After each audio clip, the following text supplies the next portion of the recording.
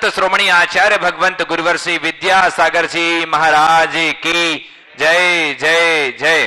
बोले परम पूज्य गुणायतन प्रणेता, शंका समाधान प्रवर्तक, भावना योग प्रवर्तक, प्रखर वक्ता मुनिवर श्री 108 प्रमाण सागर जी महाराज की जय जय जय। बोले परम पूज्य मुनिवर श्री 108 अरह सागर जी महाराज की जय जय जय। ग्रंथों को पढ़कर गुरुवर ने हमको उसका सार दिया है। बाल वृद्ध और युवा वर्ग को जिन शासन आधार दिया है, गुरु प्रमाण ने जिन शासन को एक नया अवदान दिया है, गुणायतन के द्वारा पूरी सृष्टि को वरदान दिया है। गुणायतन के द्वारा पूरी सृष्टि को वरदान दिया है। बंधो, निश्चित ही शाश्वत तीर्थराज सम्मेद शिखर में विश्व का एक ऐसा अनूठा कीर्तिमान स्थापित होने जा रहा है, जिसके माध्यम से न जाने कितने वर्षों तक युगांतकारी जन शासन की प्रभावना होगी।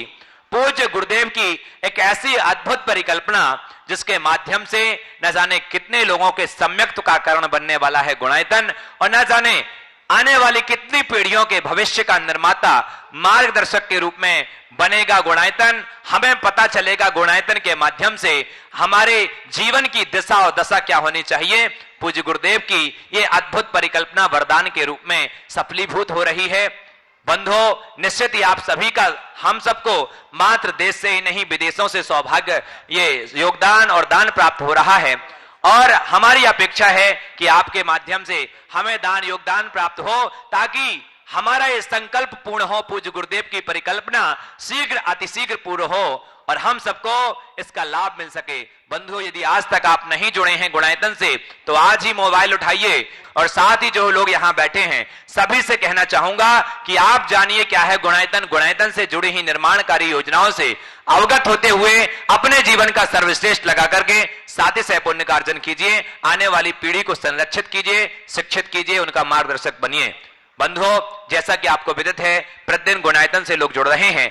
आइए पुनः उनके मैं नामों की घोषणा कर रहा हूं जिन लोगों ने आज गुणायतन से जुड़कर के अपने आप को संबद्ध किया है। और एक और विशेष बात, प्रतिदिन पूज्य गुरुदेव के मुखारविंद से प्रातःकालीन बेला में आज शांतधाराएं संपन्न होती हैं। यदि आप चाहते हैं कि आपकी ओर से किसी विशेष अवसर में शांतधारा संपन्न हो, तो आप अपना नाम, अपने परिवार का नाम हमें प्रेषित कर सकते हैं।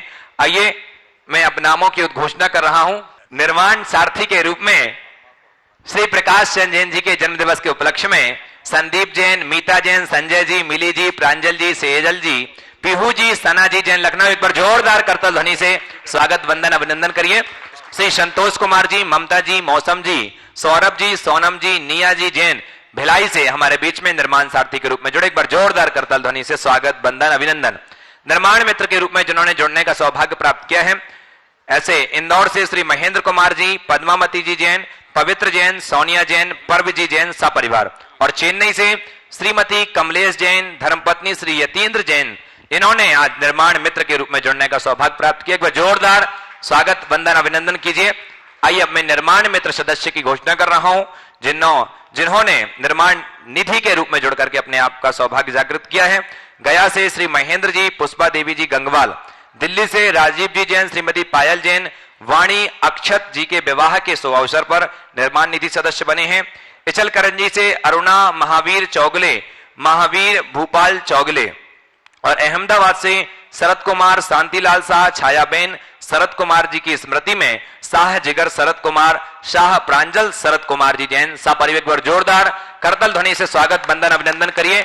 और आप भी जुड़िए गुणायतन से, अपने आप में शादी से पुण्य का अर्जन कीजिए। आइए बंधुओं, जिसका आप सबको बेसब्री से इंतजार रहता है, ऐसा लोकप्रिय ये कार्यक्रम शंका समाधान, जिसके माध्यम से हमें अपने जीवन के अनसुलझी पहेलियों के सवाल ऐसे ही स्वतः मिल जाते हैं। जीवन की दशा और दशा को बदलने वाला शंका समाधान के विशेष सत्र के संचालन के लिए बड़े ही सम्मान के साथ बुलाना चाहूंगा आदरणीय पंडित सुदर्शन जी पिंडरई। बोलिए परम पूज्य आचार्य भगवान विद्यासागर जी महाराज की, परम पूज्य महामना प्रमासागर जी महाराज की, परम पूज्य गुरुदेव के श्री चरणों से हम संबद्ध हों। उसके पूर्व हमारे बीच में आज गुरु वंदनार्थ उपस्थित हुए हैं श्रोमणी संरक्षक गुणायतन के श्रीमान ललितेश जी जैन फिरोजाबाद से। वे आए, गुरुदेव की अभिवंदना करें। उनके सम्मान के लिए मैं आमंत्रित कर रहा हूं श्रीमान अजीत जी, शशि जी सेठी कोलकाता से। उनका सम्मान करके गुणायतन के गुरुओं को संवर्धित करें। श्रीमान अजीत जी सेठी, कोलकाता। आपकी तालियां इनके सम्मान में बजाएं। एक गुणायतन के समय संरक्षक हैं, एक गुणायतन के ट्रस्टी सदस्य ट्रस्टी हैं। इनका सम्मान आपकी तालियों के माध्यम से अनुमोदन के रूप में निरंतर होता रहना चाहिए। गुरुदेव के श्री चरणों से आपको जोड़ूं उन तमाम लोगों को जो पारस चैनल, जनवाणी चैनल एवं प्रामाणिक ऐप के माध्यम से निरंतर गुरुदेव की मुखारविंद से अपनी शंकाओं के समाधान प्राप्त कर अपने जीवन को नई दिशा, नई राह दे पा रहे हैं। उन सबका मैं अभिवादन करता हुआ उन सबकी ओर से, आप सबकी ओर से गुरुदेव के श्री चरणों में इस भाव से गुरुदेव आपका बरदस्त हम पर निरंतर आच्छादित रहे, इस अपेक्षा से हम आपके श्री चरणों में बारंबार नमोस्तु नमोस्तु नमोस्तु करते हैं। गुरुदेव, आज के इस कार्यक्रम को कुछ ऑनलाइन प्रश्नों के माध्यम से प्रारंभ करना चाहता हूं आपकी आशीर्वाद की अपेक्षा से। गुरुदेव सुदेश जैन बावई मध्य प्रदेश से एक छोटा सा प्रश्न कर रहे हैं कि गुरुदेव, किसी के पास एक है और दोगुना हो जाए तो वह खुश हो जाता है, और किसी के पास तिगुना है, घटकर दुगना हो जाए तो वह दुखी हो जाता है। दोनों के पास गुरुदेव दो गुना है, फिर भी एक सुखी है एक दुखी, ऐसा क्यों? सवाल मात्रा का नहीं, सवाल मन की इच्छा का है। अगर मन में इच्छाएं हैं तो असीम होने के बाद भी कुछ नहीं है, और मन में संतोष है तो कुछ न होने पर भी सब कुछ है। बस हम एक ही बात को सार में अपने हृदय में अवधारित करें कि मन में संतोष बढ़े, जिससे जीवन में सुकून बढ़े। बिना संतोष के सुकून नहीं मिल सकता, और इसके लिए हमें प्राप्त को पर्याप्त मानने का भाव जगाना होगा। गुरुदेव नितिन जैन बिनोरी, बागपत, उत्तर प्रदेश से एक छोटा सा प्रश्न कर रहे हैं। नमोस्तु करते हुए कि जानना चाहते हैं कि जिस व्यक्ति को गुरुदेव हम अपना खास समझते हैं वही हमें दुख देता है, ऐसा क्यों होता है? जिसे हम खास समझते हैं वही हमें दुख देता है। देखिए, जो हम किसी को खास समझते हैं, समझ भी किस बात की है, पहले तो ये देखें किसको हम खास समझते हैं। जिससे हमारी आशा और अपेक्षाएं पूरी होती दिखती है वो हमें खास लगने लगता है, और जिससे हमारी आशा अपेक्षाएं टूट जाती है तो वही हमारे जीवन को चुभने लगता है। ये जब तक अपेक्षा होगी तो अपेक्षा का दंश तो भोगना ही पड़ेगा। जहाँ अपेक्षा होती वहीं अच्छी और बुरी दोनों बातें जुड़ती हैं। इसलिए अगर अपने जीवन को स्थिर बनाए रखना चाहते हो तो तटस्थता की वृत्ति को अपनाओ। किसी को खास मत मानो और किसी को आम मत मानो। सहज भाव से जियो, हर पल आनंद है। गुरुदेव जबलपुर से एक युवक रामीन जैन अपने यौवन को या सभी के यौवन को समृद्ध बनाने के लिए आपसे एक प्रश्न कर रहे हैं। हम अपने युवा जीवन को किस तरह से सफल बनाएं? गुरुदेव प्लीज मार्गदर्शन दीजिए। युवा अपने जीवन को किस प्रकार से समृद्ध बनाए? देखिए, जीवन को समृद्ध बनाने के लिए 4 बातों पर ध्यान देना बहुत जरूरी है। सबसे पहले अपनी शक्ति को पहचाने, शक्ति का आकलन करें, अपनी क्षमता, अपनी प्रतिभा, अपने संसाधन को ठीक तरीके से जानने की कोशिश करें। युवा में अपार शक्ति है, अपार क्षमता है, पर अधिकतर लोग उससे अनजान रहते हैं, उसे पहचान नहीं पाते। पहली बात, अपनी क्षमता को जाने, पहचाने, उसका सही आकलन करे, फिर उसे जानने के बाद उसका दोहन करे। दोहन मतलब अपनी शक्ति को पूरी तरह से उद्घाटित करने का प्रयत्न करें। तुम्हारे पास जो क्षमता है वो बाहर निकलनी चाहिए, तुम्हारी जो ऊर्जा है वो प्रकट होनी चाहिए। उसके लिए अपनी शक्ति खपाओ और फिर तीसरी बात है उसका सही दिशा में नियोजन करें। आकलन, दोहन और नियोजन, ये तीनों चीजें हों और उससे बचे जिससे हमारी शक्ति का अपव्यय होता हो। यदि ये चारों बातें अपना लें तो हमारे जीवन की समृद्धि के लिए हमें फिर किसी से कुछ कहने की जरूरत नहीं होगी। गुरुदेव संगीता जी गौहाणी, कोयनातन ट्रस्टी, अकोला, महाराष्ट्र से आपके चरणों में बारंबार नमोस्तु करते हुए जानना चाहती हैं कि गुरुदेव, मनुष्य के पास सबसे बड़ी पूंजी अच्छे विचार हैं, क्योंकि विचार अच्छे हों और पास में धन ना भी हो तो भी हमारा जीवन बदल सकता है और धन और बल हमें गलत राह पर ले जा सकता है। गुरुदेव, फिर भी मनुष्य विचारों से ज्यादा धन और बल को ही क्यों महत्व देता है? देखिए, बहुत सही बात है कि विचारों की ताकत से बड़ी और कोई ताकत नहीं है। धन की शक्ति अल्प है, विचारों की शक्ति अपार है। लेकिन ये विडंबना है कि लोग धन की शक्ति को ही शक्ति समझते हैं, विचारों की शक्ति को नहीं। ये मान करके चलना चाहिए कि यदि हमारे पास अच्छे विचार हैं तो हम सब कुछ हासिल करने में समर्थ हैं और अच्छे विचार के अभाव में हम सब कुछ पा कर के भी खो सकते हैं। मैं तो आज आप लोगों से एक प्रयोग करके दिखाना चाहूँगा। विचारों की शक्ति को आप पहचानना चाहते हैं? दो भाई जिसके जेब में पैसे हैं, सामने आ जाओ। सिक्के होने चाहिए, कोई भी दो जन आ जाओ जिनके जेब में सिक्के हैं, आ जाओ। और किसके जेब में? आओ, आ जाओ, दो जन कोई भी आ जाओ, जल्दी से आ जाओ।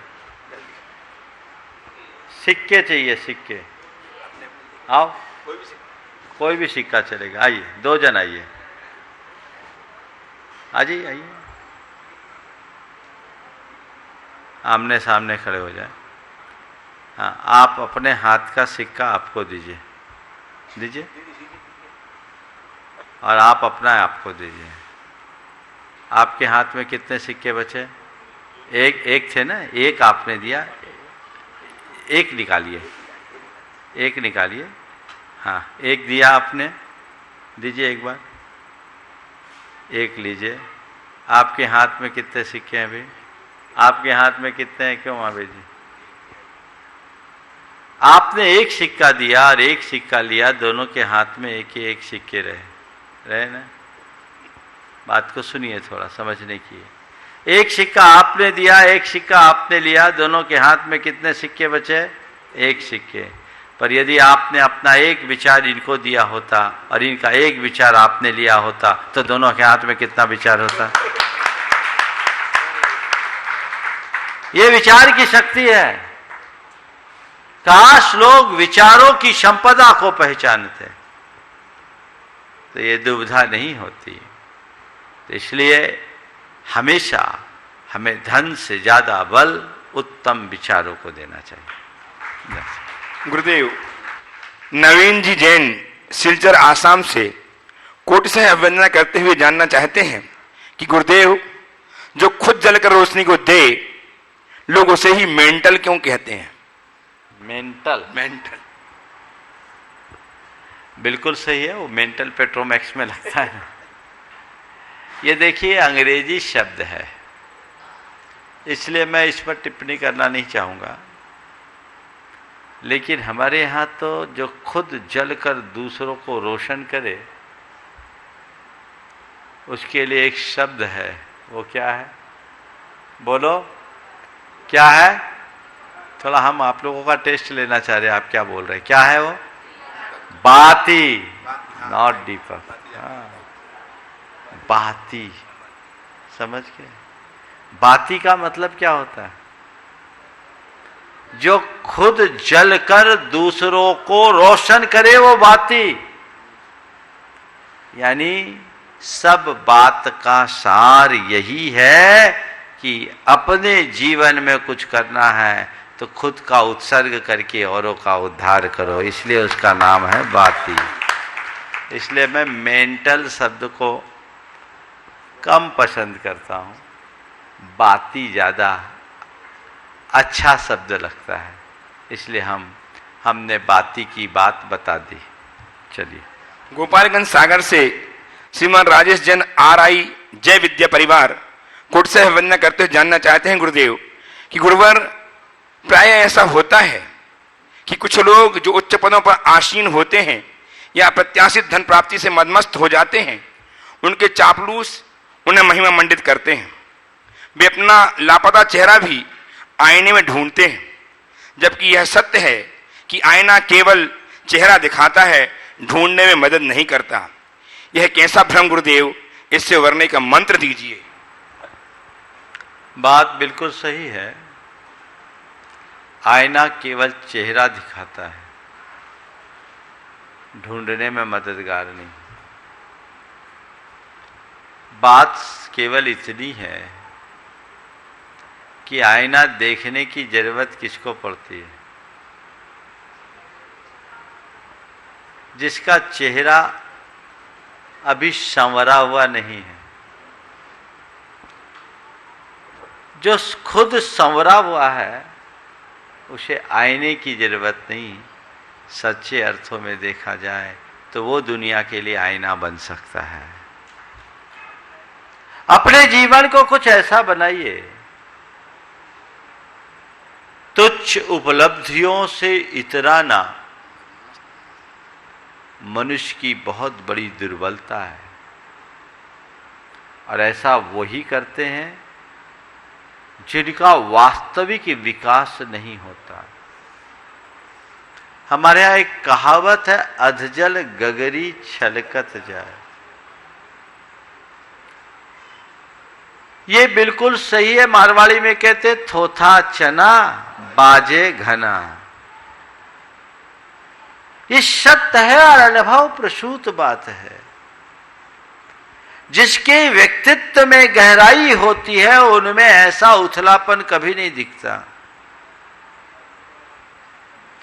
आप किसी पहाड़ी नदी को देखो तो थोड़ी सी बारिश में ऐसी उफनती है मानो सब कुछ लेके चले जाएगी।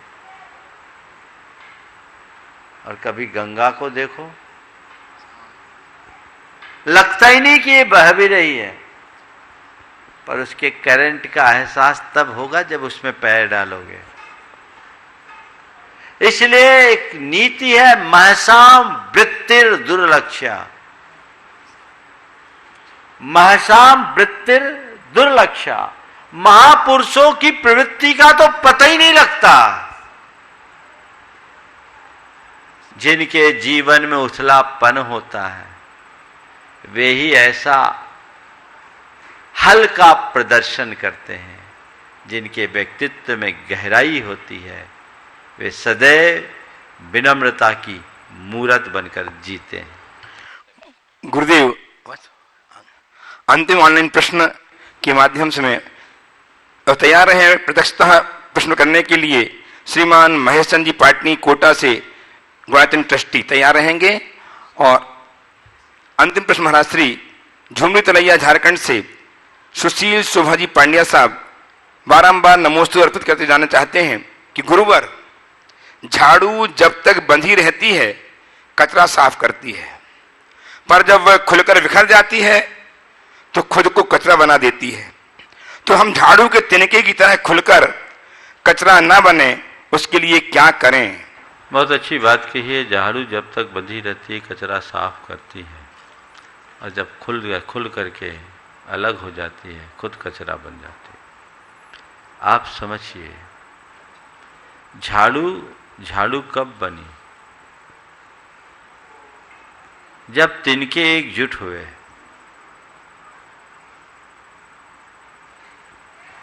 तिनकों में ही झाड़ू की ताकत आई।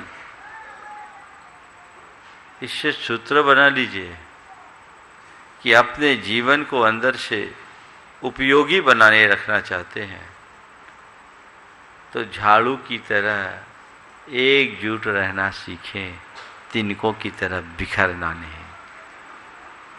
तिनकों की भांति बिखरेंगे तो कुछ भी हासिल नहीं होगा, और झाड़ू की तरह बंधे रहेंगे तो सब कुछ पा जाएगा। उपस्थित श्रीमान महेश जी पाटिल साहब कोटा से ट्रस्टी गुणायतन तैयार हैं श्रीमान अजीत जी सेठी कोलकाता से पुत्री आयुषी सेठी के साथ। नमोस्तु महाराज जी। महाराज जी, मेरा प्रश्न ये है कि परिग्रह पाप है, ये परिग्रह पाप है, ये हमें गुरुजी महाराज लोग समझाते हैं, हमें थोड़ा थोड़ा समझ में आता है। कोरोना के प्रथम स्ट्रेन ने फिर थोड़ा थोड़ा और समझाया, कोरोना के सेकंड स्ट्रेन ने मारपीट के समझाया, और अब अफगानिस्तान में तालिबानी लोग जो कर रहे हैं अल्पसंख्यक और हिंदुओं के साथ, इसके बाद भी धन पैसा वैभव संपत्ति गाड़ी घोड़ा से हमारा मोह जो है छूटता नहीं है। ऐसा क्या करें कि इसके प्रति हमारी इच्छा शक्ति, मतलब हमारा मन जो है इनके प्रति थोड़ा दूर हो और हमें सही मार्गदर्शन, सही दिशा में हम आगे बढ़ें। नमोस्तु महाराज। आपने बहुत अच्छी बात की।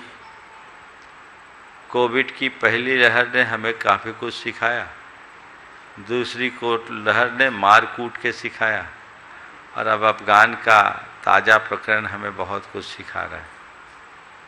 मैं तो एक ही बात जानता हूँ, जिसे सीखना होता है वो एक इशारे में समझ जाता है, और जो ढीठ बन जाता है इसे कितना ही मारो कूटो कोई फर्क नहीं पड़ता। फर्क पड़ना चाहिए, अंदर की चेतना जगेगी तभी फर्क पड़ेगी।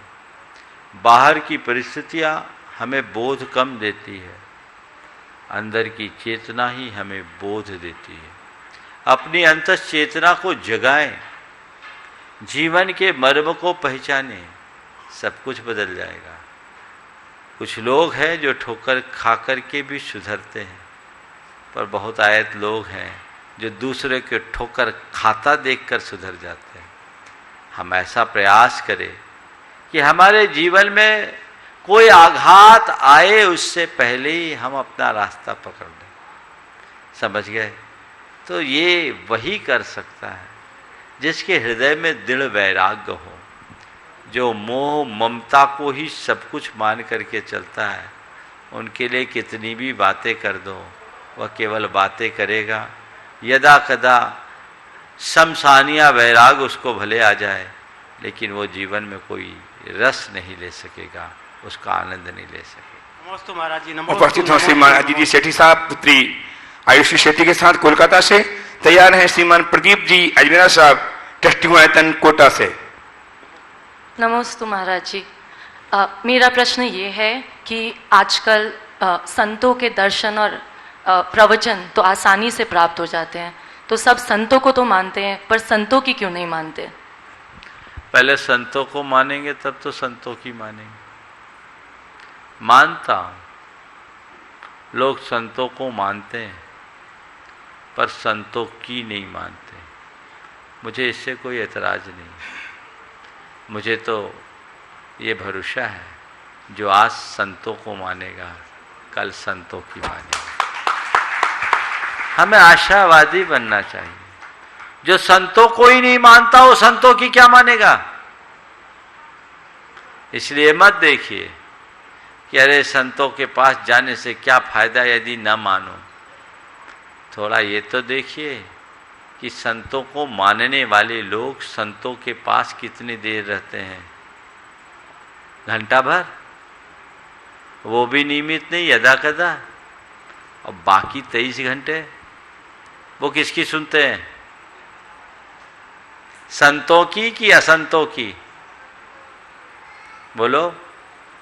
1 घंटे अगर संतों की शरण में आकर के कुछ प्रेरणा पाए भी, तो बाकी 23 घंटे क्या देख रहे हैं, क्या सुन रहे हैं और किन के बीच रह रहे हैं? बोलो, उनका असर होगा कि नहीं होगा? ना होगा।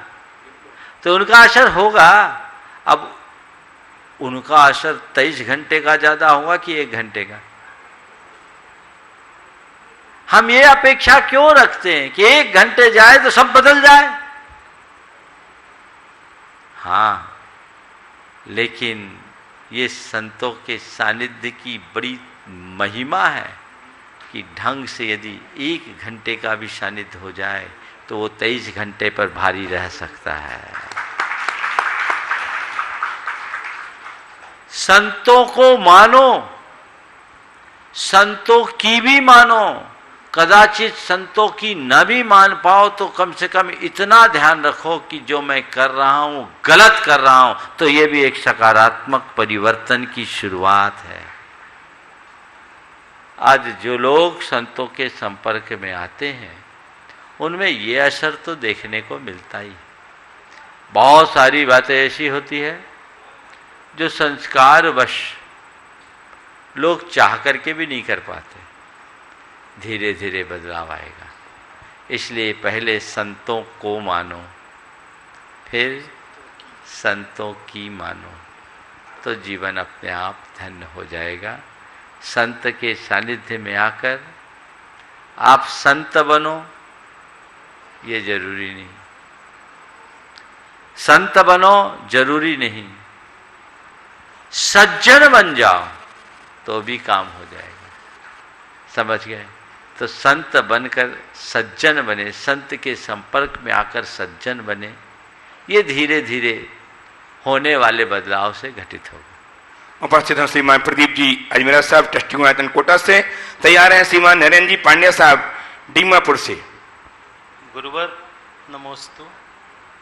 मेरा प्रश्न ये है कि प्रसन्न तो वो हैं जो अपना मूल्यांकन करते हैं, दुखी वो हैं जो दूसरों का मूल्यांकन करते हैं।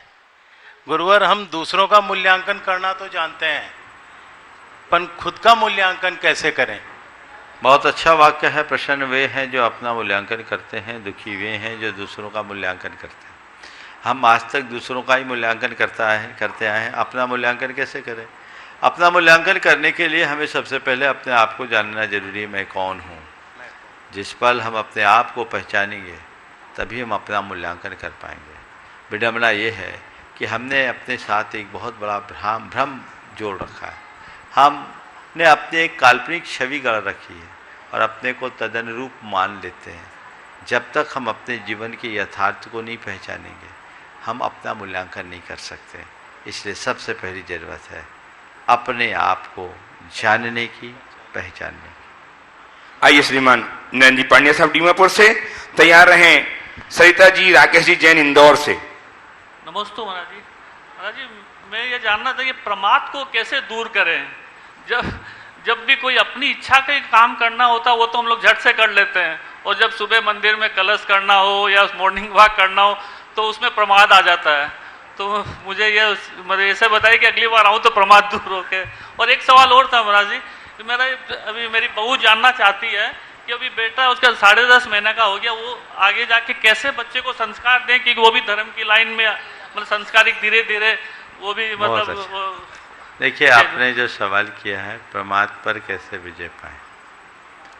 देखिए, जिस कार्य में हमारी रुचि होती है वहाँ उत्साह रहता है, और जिसमें रुचि का अभाव होता है वहाँ प्रमाद होता है। तो जो आप करना चाहते हैं उसमें रुचि जगाइए। आपने कहा बहुत सारे कार्यों में तो हम बिल्कुल तत्पर हो जाते हैं, लेकिन अच्छे कार्यों में हमारे मन में आलस आता है। क्यों? ये रुचि की कमी। अंतरंग में रुचि जगाइए। रुचि जितने भाव बहुत होते हैं, लेकिन बता रहा हूं ना, रुचि और गहरी कराइए। दूसरी बात, संकल्प।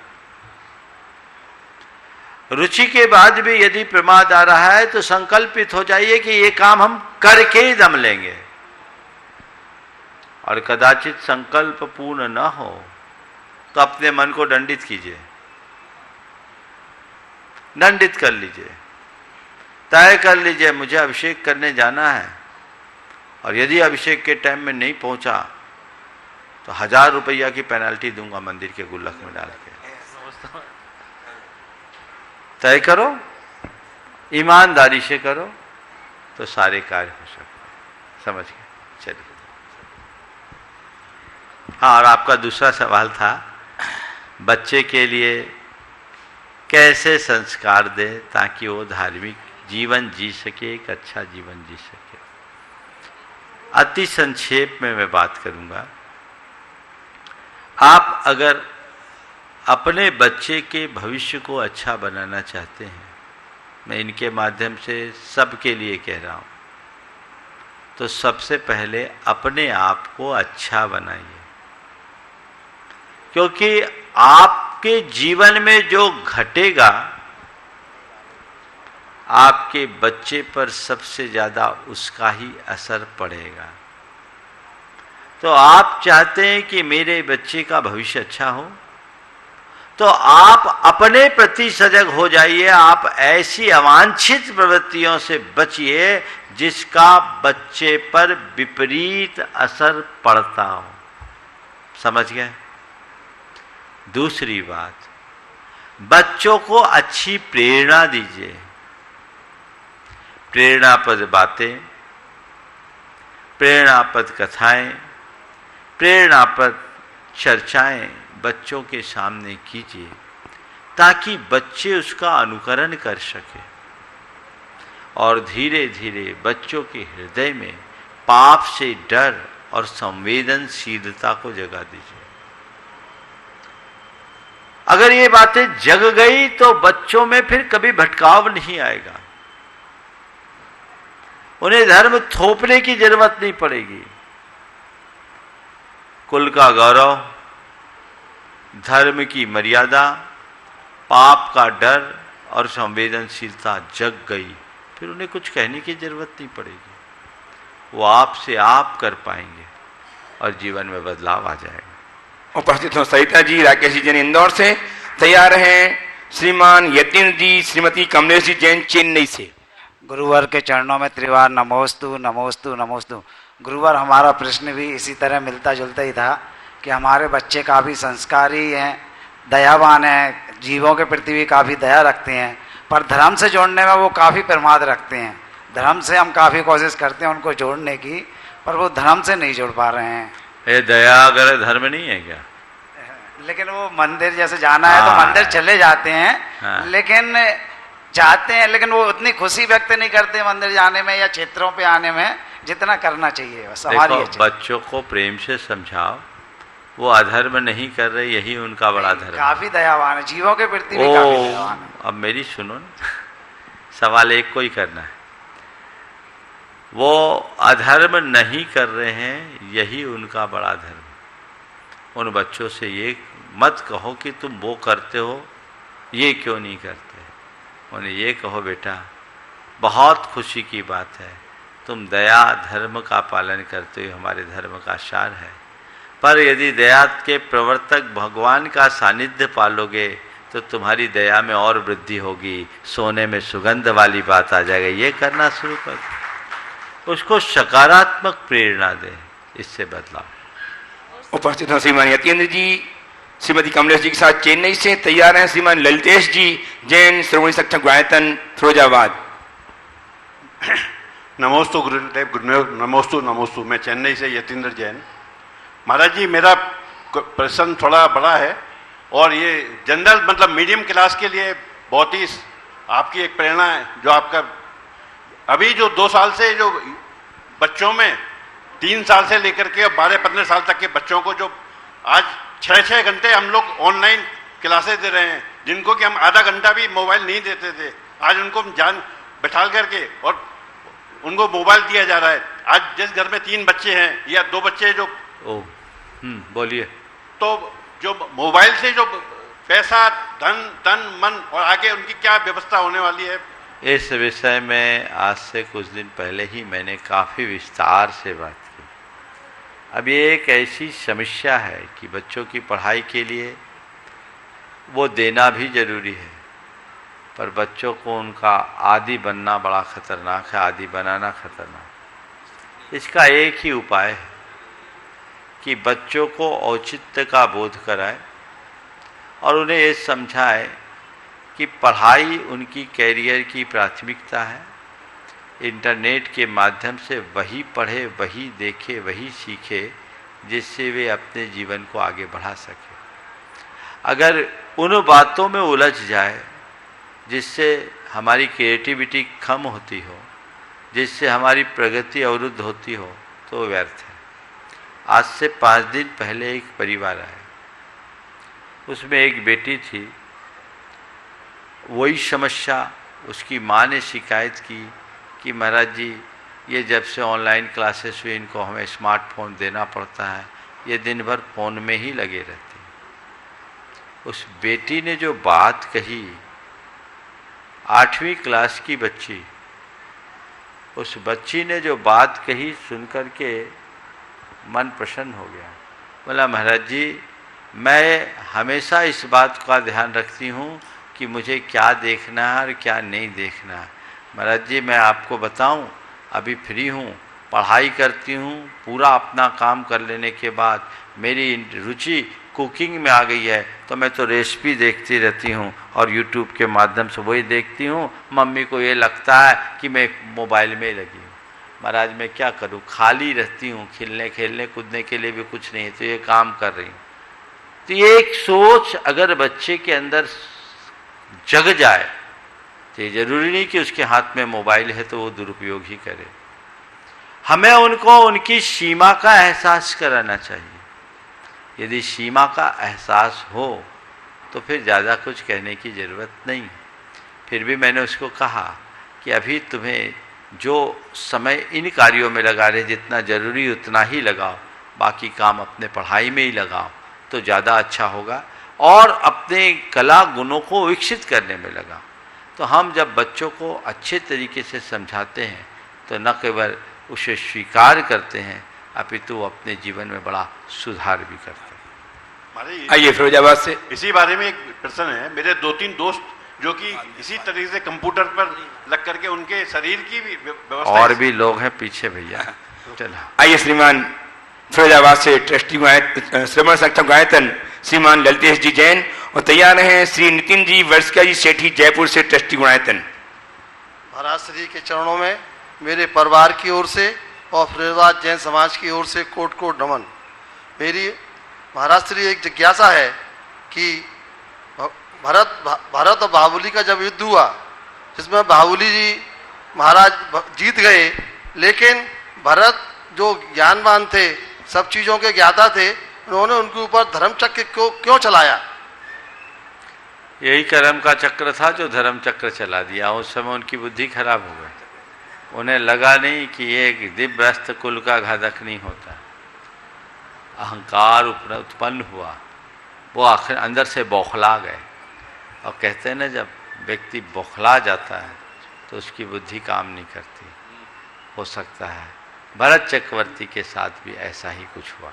उनका विवेक हो गया होगा महाराज। बिल्कुल बिल्कुल बिल्कुल। नमस्ते महाराज जी। उपस्थित हो श्रीमान नितिन जी वर्षिका जी सेठी जयपुर से, तैयार हैं प्रतिष्ठिता श्री कमल कुमार जी कमलांकुर भोपाल से। नमोस्तु गुरुवर, नमोस्तु नमोस्तु नमोस्तु। गुरुवर, एक ही मंदिर में इतनी सारी वेदियाँ होती हैं, लेफ्ट में राइट में, वेदी के पीछे भी कई बार एक और दर्शन रहता है। भाव नहीं रहते उतने दर्शन के। एक वेदी 2 वेदी के बाद बिल्कुल लगता है बस हाथ जोड़ो, चावल चढ़ाओ, आगे बढ़ो। तो इतनी वेदियों का लॉजिक समझ नहीं आता। तो हम एक वेदी में भी तो सब पूजा पाठ ध्यान कर सकते हैं। जीवन में किसी को प्रेम किया है? किया है ना? किया है। अपने पति को ही किया है, करते भी होंगे। पति की फोटोएं देखने का मन होता है? कितनी? बोलो। एक, बस। क्या हो गया? समझ गई गुरुवर। समझ में आ गई?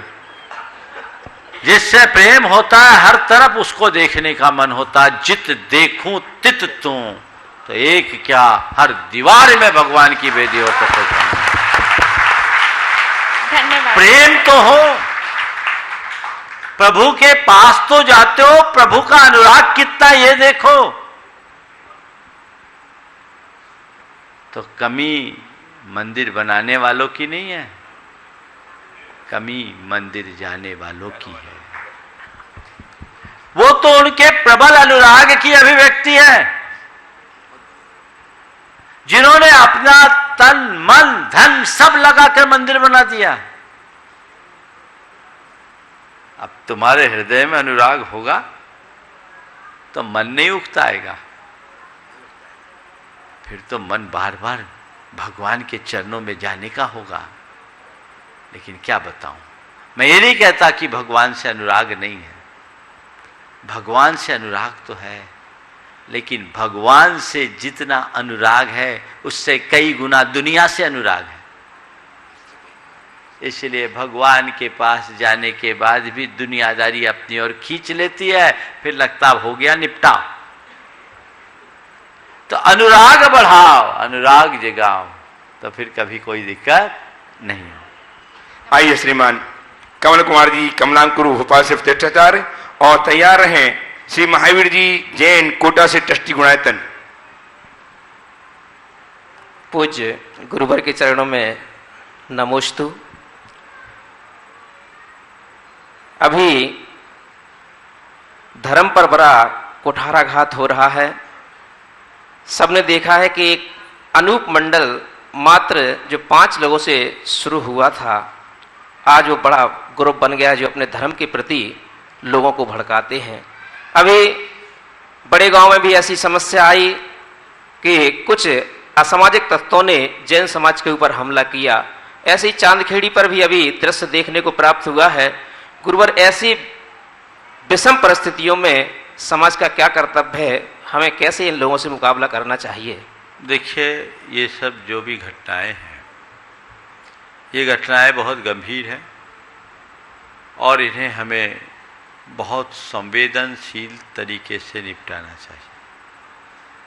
सबसे पहले तो हमें इनकी कारणों की पड़ताल करनी चाहिए कि ये स्थिति क्यों उत्पन्न हुई, फिर इनके निवारण का तरीका खोजना चाहिए।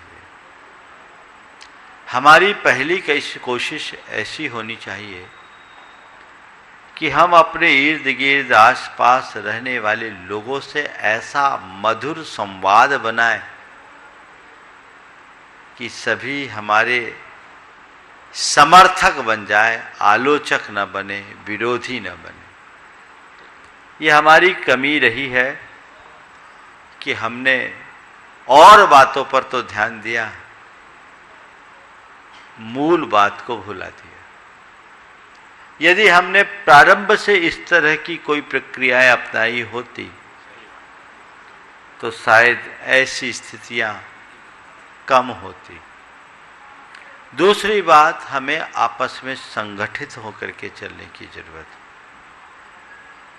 और कहीं कोई भी व्यक्ति इस तरह के हरकत करते हों तो उसका बहुत युक्तिपूर्ण तरीके से हल निकालना चाहिए। हम लड़ाई के पक्षधर कभी नहीं, न हमें हर बात में लड़ाई की बात सोचनी चाहिए। हमारी सोच ऐसी बननी चाहिए कि कभी लड़ाई हो ही नहीं। हमारा धर्म लड़ने की बात नहीं सिखाता, हमारा धर्म लड़ाई मिटाने की कला सिखाता है। हमें उस तरफ ध्यान देना चाहिए। कुछ बातें आज के सोशल मीडिया के दौर में ज़्यादा गड़बड़ी पैदा कर रही है। छोटी सी बात को लोग सोशल मीडिया के माध्यम से इतना बढ़ा चढ़ाकर प्रस्तुत कर देते हैं कि वो पूरे समाज में अशांति का निमित्त बन जाता है और उसके काउंटर रिएक्शंस भी होते हैं। तो मेरा सब लोगों से सलाह है, सब लोगों से मेरी सलाह है, व्हाट्सएप वीर मत बने। समझ गए ना? केवल व्हाट्सएप वीर ना बने। थोड़ा सा आपने समय निकाला, एक पोस्ट जारी कर दिया और आपने अपनी छाती ठोक ली, इससे कुछ नहीं हो।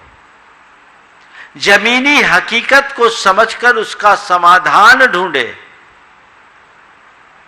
उन बातों को बिल्कुल सोशल मीडिया से दूर रखे जिसका कोई विपरीत असर हो या दूरगामी परिणाम खराब निकलता हो। बहुत सारी चीजें तो ऐसी है जिसको उत्प्रेरित करने का काम आपने किया है। आपने मतलब तथाकथित लोगों ने। तो हमें उधर भी देखना हो, वातावरण को अच्छा बनाने का प्रयास करना चाहिए। और केवल सोशल मीडिया में किसी का समाधान नहीं है, इसे देखना चाहिए। जहाँ भी समाज में समस्याएं आती है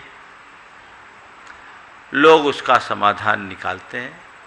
मुझे नहीं मालूम बड़ा गांव या चांदखेड़ी में क्या घटना घटी, क्योंकि मैं मीडिया से दूर हूँ, लेकिन जहाँ कहीं भी घटी होगी लोगों ने उसका हल निकाला होगा, स्थानीय स्तर पर हल निकाला होगा, और नहीं निकाला तो निकालना चाहिए। पर इन सब बातों पर सार्वजनिक बहस करने का औचित्य मुझे कम प्रतीत होता है। हमें ऐसे मुद्दों पर ही सार्वजनिक बहस करनी चाहिए जो व्यापक स्तर पर हो। आपने जिस संगठन का नाम पहले लिया, ये आज से नहीं वर्षों से काम कर रहा है, लेकिन आज उसे जन जन से परिचित कराने वाला कौन बना? आप ही ने। आपने इतना महत्व क्यों दिया? उसका रास्ता तो लोग वर्षों से लड़ रहे थे और रास्ता भी निकल रहा था। अगर किसी के हृदय में किसी के प्रति द्वेष हो, देवगुरु धर्म के प्रति द्वेष की गांठ बंधी हो, कुछ लोगों के समुदाय अगर ऐसा बना करके कर ले, तो भी इसे हम प्रचार क्यों दें? उसके निराकरण का उपाय सोचे। तो मैं पुनः आपके माध्यम से सब तक ये संदेश देना चाहता हूं, सोशल मीडिया में सकारात्मक बातें ही प्रचारित करें, जबकि बहुधा लोग नकारात्मक बातें ही फैलाते हैं। और करते क्या है? जरूरत पड़े तो जाके देखें, वहां आवाज दोगे तो कहोगे हमें तो फुर्सत नहीं है, क्या निकलेगा? इसलिए मैंने कहा मामला गंभीर और संवेदनशील है, इनके कारणों में हमें जाना होगा और समय रहते उसका समाधान ढूंढना होगा। केवल एक बार आपके सवाल करने से और मेरे उत्तर दे देने से इसका हल नहीं निकलने वाला। बैठ के चिंतन करना होगा और भविष्य में ऐसी समस्याएं जन्मे ही नहीं वैसा प्रबंध करना होगा, तब कुछ काम। आइए श्रीमान महावीर जी साहब कोटा से ट्रस्टी गुणायतन तैयार हैं। श्रीमान संतोष जी श्रीमती जी पांड्या गुवाहाटी से। महावीर जी साहब पहुंचे। महावीर जी, श्रीमान संतोष जी श्रीमती जी पांड्या पहले महावीर जी गुवाहाटी से तैयार हैं। गुरुवर के चरणों में नमोस्तु नमोस्तु नमोस्तु। मेरा प्रश्न है गुरुवर, आज के बच्चे बाहर जाने के लिए तैयार होते हैं लेकिन धर्म को भूल जाते हैं। उनको अच्छी शिक्षा आपके द्वारा ही दी जाए, ऐसा देखिए, बच्चों की पढ़ाई लिखाई के लिए बाहर जाना युग की आवश्यकता है, उन्हें जाना चाहिए और आपको सहर्ष भेजना भी चाहिए। लेकिन जाने से पहले उन्हें अपने जीवन की एक मर्यादा का पाठ पढ़ा देना चाहिए। उनकी एक बाउंड्री फिक्स करनी चाहिए, एक लक्ष्मण रेखा खींच देना चाहिए। उसके भीतर वे पूरे जीवन रहे तो वो कभी असुरक्षित नहीं होंगे। गांधी जी जब भारत से बाहर गए थे तो उनकी माँ ने बेचर दास जी दोषी से उनको 3 प्रतिज्ञाएं दिलाई थी। मांस नहीं खाना, मदिरा नहीं पीना और परस्त्री सेवन नहीं करना। गांधी जी ने अपनी आत्मकथा में लिखा है कि अगर मेरी माँ ने मुझे ये प्रतिज्ञा नहीं दिलाई होती तो मैं भ्रष्ट हो गया होता। अगर बच्चों को इतनी सी बात समझा के भेजा जाए तो मैं समझता हूँ बच्चे न केवल पढ़ाई करते हैं अपितु अपने जीवन को बहुत आगे बढ़ाने में समर्थ भी बनते हैं। नमस्ते महाराज। आइए श्रीमान संतोष जी सुनीता जी पांड्या गुवाहाटी से तैयार हैं। श्रीमती सुधा जैन डूंगरवाल कोटा राजस्थान से। नमोस्तु गुरुदेव, नमोस्तु गुरुदेव, नमोस्तु गुरुदेव। गुरुदेव, सबसे पहले तो मैं गुणायतन में जो व्यवस्था है उन सब के लिए मैं धन्यवाद देती हूँ, और जो हमारी रूम में व्यवस्था है सभी पानी की नलों में छेकने लगाए हुए हैं पानी छानने के, उससे मुझे अति प्रसन्नता हुई। खाने पीने की सभी व्यवस्था बहुत ही अच्छी है, इसके लिए मैं सभी को धन्यवाद देती हूँ। गुरुदेव सम्यक दर्शन, सम्यक ज्ञान और सम्यक चारित्र्य में सबसे श्रेष्ठ सम्यक दर्शन को बताया है, क्योंकि उसके बिना ज्ञान और चारित्र्य भी बेकार है। तो गुरुदेव सम्यक दर्शन को प्राप्त करने के लिए क्या गुणायतन सार्थक हो सकता है, और उसको हम कैसे प्राप्त करें गुरुदेव? गुणायतन बनने तो सम्यक दर्शन क्या पूरा रत्नत्रय की प्राप्ति का आधार है, और यही तो हम सबका लक्ष्य है। आत्मा की पहचान से ही सम्यक दर्शन होता है, और गुणायतन ऋषि का पथ प्रशस्त करेगा। उसको प्राप्त करने के लिए गुरुदेव बस निरंतर भावना भाई। धन्यवाद। उपस्थित हो श्रीमती गुरुदेव सुधा जी जैन डूंगरबार कोटा से, और तैयार रहें आर्यन हेमंत नाथुराम जैन ललितपुर से। गुरुदेव के चरणों में अनंत बार नमोस्तु नमोस्तु नमोस्तु। गुरुदेव, मेरी शंका ये है कि जब भी हम पहाड़ पे वंदना के लिए जाते हैं तो सम्य शिखर सिद्ध क्षेत्र से 20 तीर्थंकर ने मोक्ष पद को प्राप्त किया और 24 तीर्थंकरों के चरण स्थित है, लेकिन महाराज जी कहीं पे भी बाहुबली भगवान के न चरण है न कहीं, तो ऐसा क्यों? और वासपुज भगवान के टोंक पे 5 चरण बने हुए हैं, तो वो क्या है महाराज जी? ऐसा है, 20 के ही निर्वाण यहाँ हुए, लेकिन हम लोग होशियार हैं। जब पहाड़ पर चले तो 20 की वंदना कर रहे तो अधूरी क्यों करे, 24 की भी कर लेना। तो उनको यहाँ हमने बिठा दिया ताकि भाव वंदना तो हमारी हो ही जाए। वासुपूज्य भगवान के 5 नेमीनाथ के 3 वो इसलिए क्योंकि उनके क्रम से 5 और 3 कल्याणक एक जगह हुए, इसलिए 5 होते हैं। बता रहा हूँ, बाहुबली तो फिर अगर हम ऐसे देखें तो 24 कामदेव चाहिए, किनके किनके रखेंगे?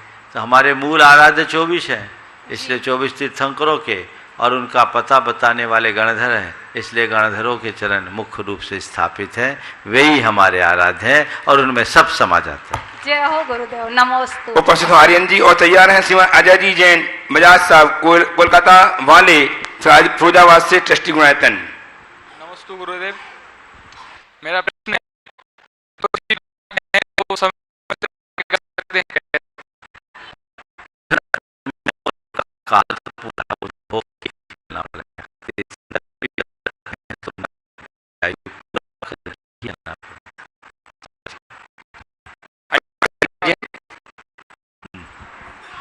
और तैयार रहे श्रीमती रूबी जैन जबलपुर से। गुरुवर को 3 बार नमोस्तु। अगर दान की राशि बाकी है कहीं पर, तो क्या दूसरी जगह हमको दान की राशि लिखानी चाहिए? एक का कर्जा चढ़ा है तो और कर्जा लेना चाहिए। अगर समझ गए ना, समझ गए। इसलिए कहीं दान हम बोले तो पहली प्राथमिकता उसे हम चुकाएं, फिर और बोले। पर कुछ लोग हैं जो केवल बोलते हैं, उसके बाद कुछ नहीं करते। देना तो है, लेकिन अनावश्यक रूप से अगर कोई दबाव बनाते हैं, अगर उनसे बोल दें कि अभी हमारी स्थिति नहीं है, मेरे पहले के कमिटमेंट से उसे हमें देना है, फिर भी आप आग्रह कर रहे हैं तो मैं एक कंडीशन डाल दूँ, मैं ये दूंगा वहाँ का पूरा करने के बाद, और वो भी तब जब मेरी आज जैसी पोजीशन रही और मैं इस दुनिया में रहा तब। आपके लिए नमस्ते गुरु। श्रीमती रूबी जी जैन जबलपुर से उपस्थित हों, और तैयार हैं अंशुल जैन मोहनपुरा आगरा से। जल्दी सीखता करें, उपस्थित नहीं, नाम लिखा दें। अगला अगला बोलो। अंशुल जैन मोहनपुरा आगरा। उर्मिला जी जैन सहारनपुर। तैयार हैं श्रीमान मोहनपुरा आगरा। जल्दी बोलिए और बोलो। श्रीमान सुभाष जी जैन सीईओ गुणायतन तैयार रहें। नमोस्तु महाराज जी, नमोस्तु नमोस्तु। महाराज जी, मेरा प्रश्न है कि पैसे वाले आदमी सख्त व्यसन करते हैं तो अभी वो कहते हैं इनका शौक है, और गरीब आदमी पान खाता है तो कैसा बिगड़ा हुआ है, ऐसा क्यों है? पैसे वाले आदमी सब तो व्यसन करते हैं तो भी कहा जाता है ये इनका शौक है, और गरीब आदमी पान भी खाता है तो कहते हैं बिगड़ा हुआ। ऐसा क्यों? हमारे यहाँ एक कहावत है, समरथ खो नहीं दोष गुसाई। समझ गए? जब व्यक्ति की सामर्थ्य अधिक होती है, उसका प्रभामंडल बड़ा होता है, तो उसके दोष भी छिप जाते हैं। हालांकि दोष छिपने से दोष मिटते नहीं, ये लोक का दृष्टिकोण है। हमें बड़े हो या छोटे, सबको उसके चरित्र के बल पर ही महत्व देना चाहिए। इस प्रकार आज के इस सत्र को परम पूज्य गुरुदेव के चरणों में नमन अर्पित करते हुए यहीं पर विराम दे रहा हूँ। बोलिए परम पूज्य आचार्य गुरुवर श्री विद्यासागर